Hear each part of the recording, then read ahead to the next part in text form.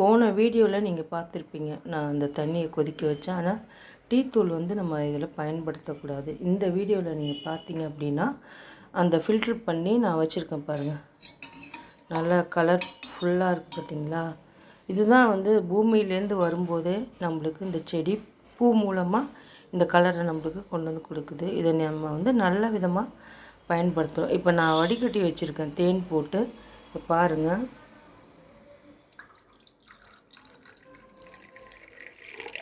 எவ்வளோ நல்ல ஒரு கலராக இருக்குதுன்னு பாருங்கள். இது வந்து நம்மளோட பிளட் கலர் இருக்குது, தெரியுதுங்களா? அதனால் பிளட்டுக்கு தேவையான எல்லா சத்தும் இதில் வந்து உங்களுக்கு நிறைஞ்சிருக்கு. நீங்கள் இதை பயன்படுத்துங்க. முடிஞ்ச வரைக்கும் ஃப்ரெஷ்ஷாக பயன்படுத்துங்க. அதுதான் உங்களுக்கு ரொம்ப நல்லது. என் வீடியோ பார்த்த உங்கள் அனைவருக்கும் நன்றி. அடுத்தடுத்து வீடியோ பார்க்கணுன்னா சப்ஸ்கிரைப் பண்ணுங்கள், லைக் பண்ணுங்கள், ஷேர் பண்ணுங்கள். எப்படி இருக்குன்னு கமெண்ட் பண்ணுங்கள். நன்றி.